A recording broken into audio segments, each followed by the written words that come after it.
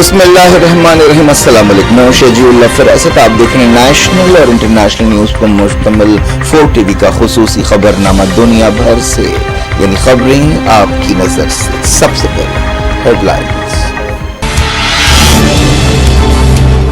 بنگلہ دیش میں ہندوؤں کی حفاظت کریں گے، یونس نے دلایا مودی کو یقین، ٹیلی فون پر بات چیت۔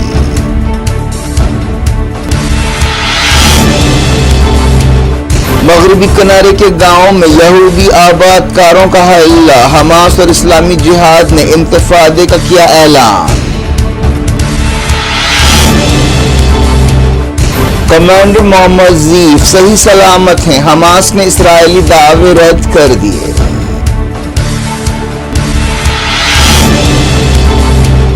غزہ جنگ بندی پر دوسرے دن دوحہ میں بات چیت، حماس نے کہا کوئی اچھی علامتیں نہیں آئی ہیں۔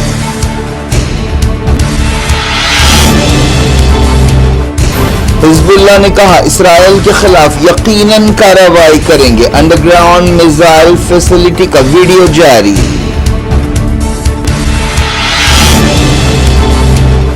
رشیا نے یوکرینی فوج کی یونٹ کو تباہ کر دیا، کہا نیٹو کے ہتھیاروں سے لیس تھی۔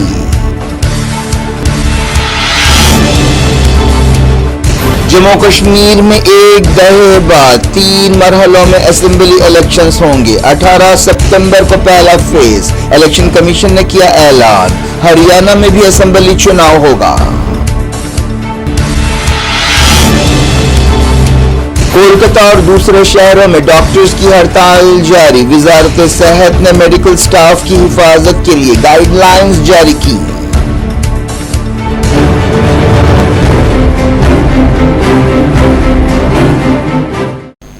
ہیڈ لائنز آپ نے دیکھی، اب خبروں کی تفصیل کی طرف آپ کو لیے چلتے ہیں۔ وزیر اعظم نریندر مودی نے بنگلہ دیش کی عبوری حکومت کے لیڈر محمد یونس سے ٹیلی فون پر بات چیت کی۔ اس موقع پر یونس نے بنگلہ دیش میں ہندوؤں کی حفاظت کا یقین دلایا۔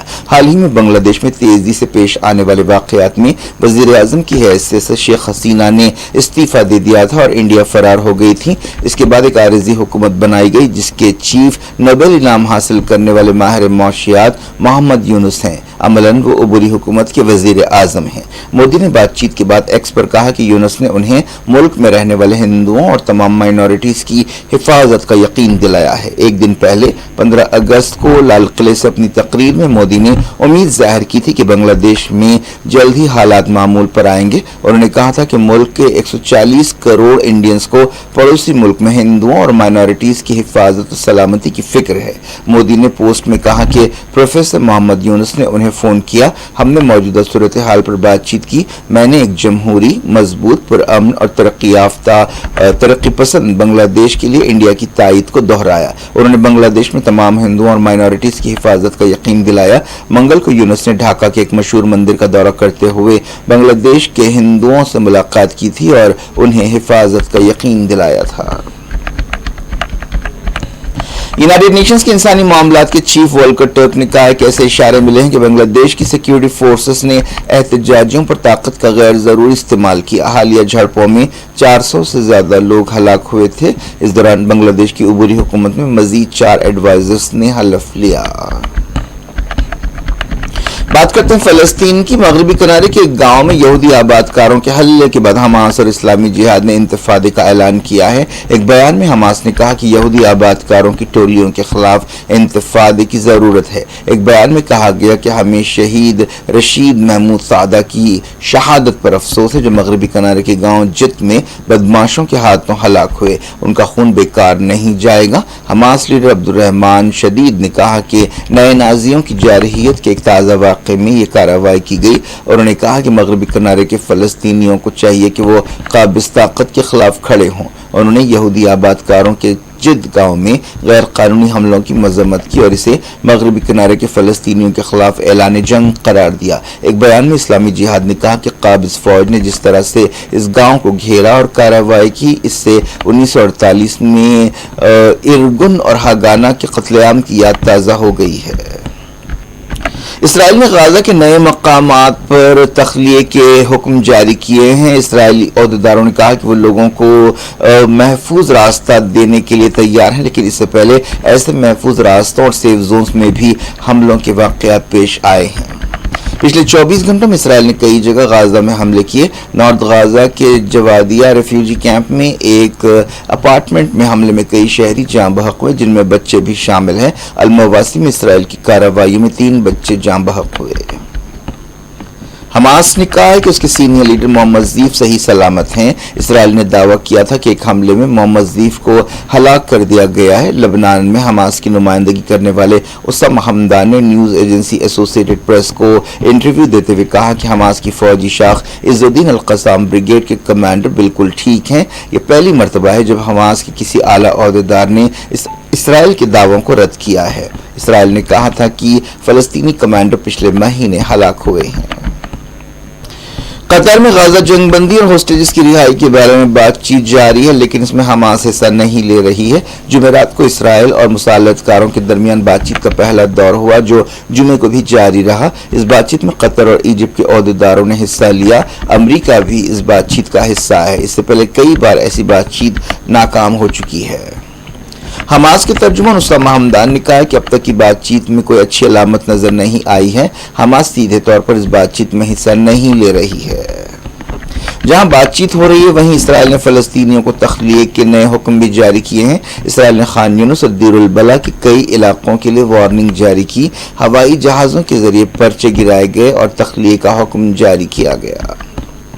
غازہ حکومت کے میڈیا آفس نے کہا کہ 11 مہینوں سے جاری اسرائیلی بربریت اور ظلم میں اب تک 50,000 فلسطینی شہید اور لاپتہ ہو چکے ہیں۔ میڈیا آفس نے بتایا کہ اسرائیل نے 7 اکتوبر کے بعد سے 16,000 سے زیادہ بچوں اور 11,000 سے زیادہ عورتوں کو شہید کیا ہے۔ حزب اللہ نے ایک نیا ویڈیو جاری کرتے ہوئے ایک انڈر گراؤنڈ میزائل فیسلٹی کو دکھایا ہے، جس کا نام عماد 4 بتایا گیا ہے۔ اس سے اسرائیل کی سیکیورٹی اسٹیبلشمنٹ میں ہلچل مچ گئی ہے۔ اس ویڈیو کا عنوان ہمارے پہاڑ ہمارے مضبوط گڑھ ہیں۔ اس ویڈیو کے ذریعے حزب اللہ کی میزائل صلاحیتوں کو دکھایا گیا۔ یہ ویڈیو ایک ایسے وقت سامنے آیا ہے جب اسرائیل پر ایران اور حزب اللہ کے حملوں کے تعلق سے اندازے لگائے جا رہے ہیں۔ لبنان کے المنار ٹیلی ویژن چینل کو ایک انٹرویو دیتے ہوئے حزب اللہ کے ڈیپٹی سیکریٹری جنرل شیخ نعیم قاسم نے کہا کہ اسرائیل کو یقیناً جواب دیا جائے گا، اور انہوں نے کہا کہ جواب دینا طے ہے، انشاءاللہ جواب دیا جائے گا۔ اور انہوں نے امریکہ کے نمائندے کے لبنان دورے کے تعلق سے بعض خبروں کو رد کر دیا، جن میں کہا گیا کہ اس دورے کا مقصد اسرائیل پر ایران اور اس کے اتحادیوں کے حملوں کو ٹالنا ہے۔ حال ہی میں اسرائیلی فوج نے ایران میں حماس لیڈر اسماعیل ہانیہ کو اور لبنان میں بعض اہم حزب اللہ کمانڈرز کو نشانہ بنایا تھا، جس کے بعد ایسی رپورٹس ہیں، ایسے اندازے لگائے جا رہے ہیں کہ ایران اور اس کے اتحادی جیسے لبنان کی حزب اللہ اور یمن کے حوثی اسرائیل میں حملے کر سکتے ہیں۔ امریکی انٹیلیجنس ایجنسیوں نے بھی وارننگ دی ہے کہ کسی بھی وقت اسرائیل میں ایران اور اس کے اتحادیوں کا حملہ ہو سکتا ہے۔ ایک رپورٹ میں کہا گیا کہ ایران اور حزب اللہ اسرائیل کے سیکیورٹی عہدیداروں کو نشانہ بنا سکتے ہیں۔ اسرائیل کی خفیہ ایجنسی شن بیت اس تعلق سے کافی چوکس ہے۔ تازہ ویڈیو میں کہا گیا کہ میزائلز تیار ہیں اور ان کی نظریں اپنے ٹارگٹ پر ہیں۔ یہ 4 منٹ کا ویڈیو ہے جس میں ہتھیاروں سے لیس لوگوں کو میزائلز پر بیٹھے ہوئے دیکھا جا سکتا ہے۔ ویڈیو میں حزب اللہ لیڈر حسن نصر اللہ کی آواز بھی ہے۔ ویڈیو میں کہا گیا کہ اگر اسرائیل لبنان پر جنگ تھوپتا ہے تو اسے ایک کڑوی سچائی کا سامنا کرنا پڑے گا جس کی اسے امید نہیں ہوگی۔ رشیا نے کہا کہ اس نے یوکرین کی فوج کی ایک یونٹ کو تباہ کر دیا ہے جس کے پاس نیٹو ملکوں کے ہتھیار تھے۔ پچھلے کچھ دنوں سے رشیا میں یوکرین کی فوج براندازی کر رہی ہے۔ کرسک علاقے میں لڑائی ہو رہی ہے۔ رشین حکومت کے ایک عہدیدار نے کہا کہ امریکہ کرسک میں یوکرین کی براندازی کی منصوبہ بندی کر رہا ہے۔ تھائی لینڈ کی پارلیمنٹ نے سابق وزیر اعظم تھکسن شناواترا کی بیٹی پی شناواترا کو ملک کی سب سے کم عمر وزیر اعظم کی حیثیت سے چن لیا ہے۔ تھائی لینڈ کی ایک دستوری عدالت نے ملک کے وزیر اعظم کو کرپشن کے ایک کیس میں ہٹا دیا تھا، جس کے بعد نئی وزیر اعظم کو چنا گیا۔ شناواترا کو پارلیمنٹ میں 319 ووٹ حاصل ہوئے۔ اب ان کے تقرر کو تھائی لینڈ کے راجا کی منظوری ملنی باقی ہے۔ فلپائن کی حکومت نے ایک خطرناک جھڑپ کے لیے چائنا سے احتجاج کیا ہے۔ چائنا کے جیٹس فلپائن ایئر فورس کے ایک پیٹرولنگ جہاز کے بالکل قریب سے گزرے۔ یہ واقعہ ساؤتھ چائنا کے سمندر میں پیش آیا۔ इस वाक़े से दोनों मुल्कों के बीच तनाव बढ़ गया है। पाकिस्तान ने गैर मुल्की ताकतों से कहा है कि वह अंदरूनी मामलात में दखल अंदाजी ना करे। पाकिस्तान के दफ्तर खारजा ने कहा कि पाकिस्तान अपने मसाइल खुद हल करने की ताकत रखता है। अपनी हफ्तेवार प्रेस ब्रीफिंग के दौरान दफ्तर खारजा की तर्जुमान ज़हरा बलोच ने कहा कि पाकिस्तान को कई आलमी मसाइल पर तशवीश है, जिनमें मिडल ईस्ट और साउथ एशिया के बहरान शामिल है। मिडल ईस्ट के बारे में तर्जुमान गाजा में इसराइली कार्रवाइयों की मजम्मत करते हुए कहा कि इन हमलों को जो गाजा में इसराइल कर रहा है, जो जारहियत कर रहा है, उसे रोकना चाहिए। साउथ एशिया का जिक्र करते हुए तर्जुमान ने इंडिया के कब्जे वाले कश्मीर में हालिया तशद्दुद की मजम्मत की, जिसमें 4 कश्मीरियों को हलाक किया गया। दूसरे मुल्कों से पाकिस्तान के ताल्लुकात के बारे में उन्होंने कहा कि इराक की हुकूमत के साथ ज़ियारतों के इंतजामात के सिलसिले में समझौते हुए हैं। उन्होंने मंकी पॉक्स के बारे में WHO की एडवाइजरी का भी जिक्र किया। पाकिस्तान में मंकी पॉक्स का एक केस कन्फर्म हुआ है। जम्मू कश्मीर में तकरीबन एक दहाई बाद 18 सितंबर से 3 मरहलों में असेंबली इलेक्शंस होंगे। इस तरह 2019 में आर्टिकल 370 बर्खास्त करने के बाद मरकजी इलाके में पहली चुनी हुई हुकूमत बनने का रास्ता साफ हो गया है। इलेक्शन कमीशन ने ऐलान किया कि 90 रुकनी हरियाणा असेंबली के लिए इलेक्शंस 1 अक्टूबर को होंगे और दोनों रियासतों के नतीजे 4 अक्टूबर को जारी किए जाएंगे।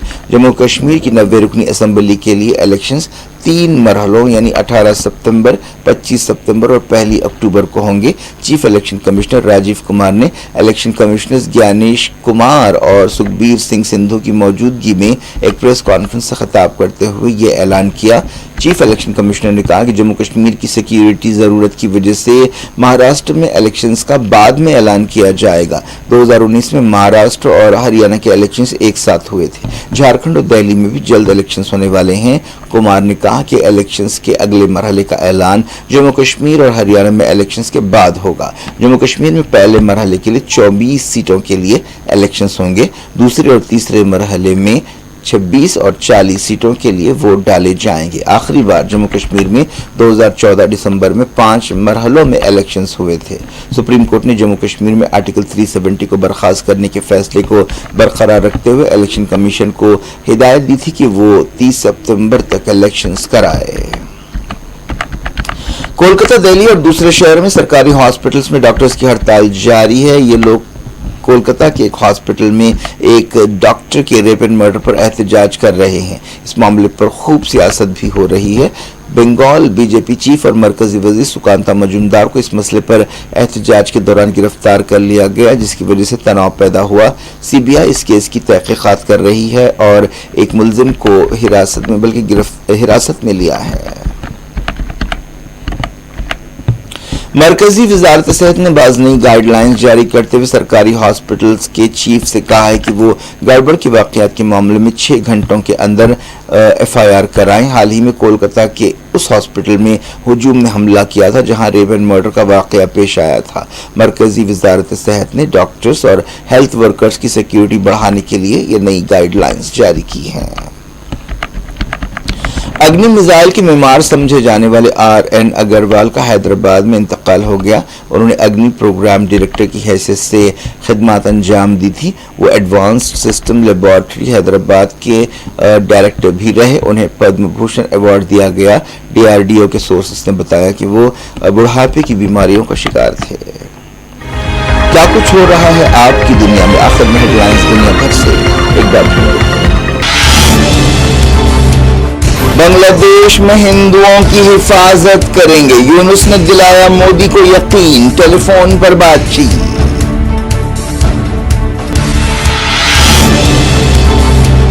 मगरबी किनारे के गांव में यहूदी आबादकारों का हल्ला। हमास और इस्लामी जिहाद ने इंतफादे का किया ऐलान। कमांडर मोहम्मद ज़ीफ सही सलामत हैं। हमास ने इस्राएली दावे रद्द कर दिए।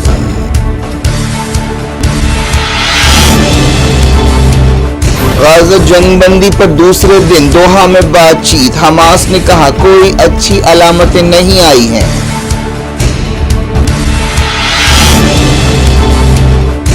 हिज़्बुल्लाह ने कहा इसराइल के खिलाफ यकीनन कार्रवाई करेंगे। अंडरग्राउंड मिसाइल फैसिलिटी का वीडियो जारी।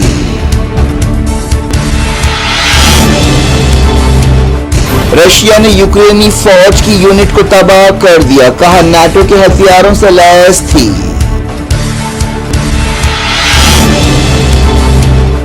जम्मू कश्मीर में एक दहे बाद 3 मरहलों में असेंबली इलेक्शंस होंगे। 18 सितंबर को पहला फेज, इलेक्शन कमीशन ने किया ऐलान। हरियाणा में भी असेंबली चुनाव होगा।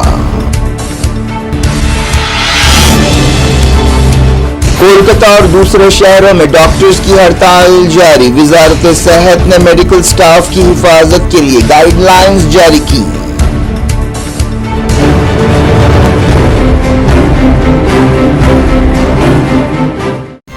ये थी आज की खबरें। शेड्यूल ऑफ को दें इजाजत और अपना बेहद ख्याल रखें। अल्लाह।